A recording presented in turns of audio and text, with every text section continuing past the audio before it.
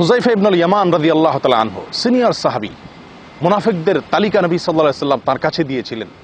একজন সাহাবী, একজন নয় বহু সাহাবী তার কাছে এসে জিজ্ঞাসা করতেন যে আমার নাম কি মুনাফিকদের লিস্টে আছে কিনা, ভয়ে। তো এর ভিতরে একজন সাহাবী হুযায়ফা রাদিয়াল্লাহু তাআলার কাছে এসে একদিন প্রশ্ন করলেন যে হুযায়ফা, আমার নাম কি মুনাফিকদের তালিকায় আছে কিনা একটু দেখুন। হুযায়ফা রাদিয়াল্লাহু তাআলা আনহু সেই লোককে বললেন, আতুসাল্লি ইযা খালাউত, তুমি যখন নির্জনে থাকো, একাকী থাকো, তখন কি তুমি সালাত আদায় করো? কেউ নাই, দরজা বন্ধ, রুমে তুমি একা, চতুর্পাশে ওয়াল, কেউ দেখছে না তোমাকে। এই নির্জন অবস্থায় তুমি কি কখনো সালাত আদায় করার অভ্যাস আছে তোমার? তখন লোকটি বললেন নাম। তখন হুযায়ফা রাদিয়াল্লাহু তাআলা বললেন, তাহলে আল্লাহ তাআলা তোমাকে মুনাফিকদের মধ্যে শামিল করেননি, এটা তুমি নিশ্চিত থাকতে পারো। কারণ কোনো ফাসিক, কোনো অপরাধী খারাপ কাজ করার জন্য যেরকম নির্জনতা খোঁজে, এটা তার ফাসিক হওয়ার প্রমাণ। ইমানদার হওয়ার প্রমাণ হলো তিনি নির্জনে ইবাদত করা তার কাছে ভালো লাগবে।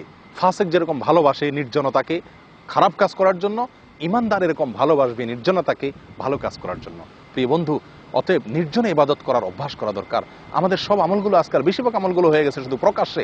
মনে রাখবেন, প্রকাশ্যে আমল, প্রকাশ্যের আমলকে পবিত্র করে পরিচ্ছন্ন করে নির্জনের আমলে, নির্জনতা আমরা একাকিত্বে যে আমলগুলো করব, সে আমলগুলো আমাদের প্রকাশ্যের আমলগুলোকে পবিত্র করে পরিচ্ছন্ন করে।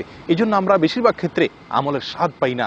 আমলের যে স্বাদ আস্বাদনের কথা, আমলের ভিতরে যে মজা লাগার কথা, যে ভালো লাগার কথা, সেটা পাই না। এর কারণ হলো আমার যে আমল আছে সেটা শুধুমাত্র বাহিরের আমল, এগুলোর ভিতরে ইখলাস নেই বললে চলে।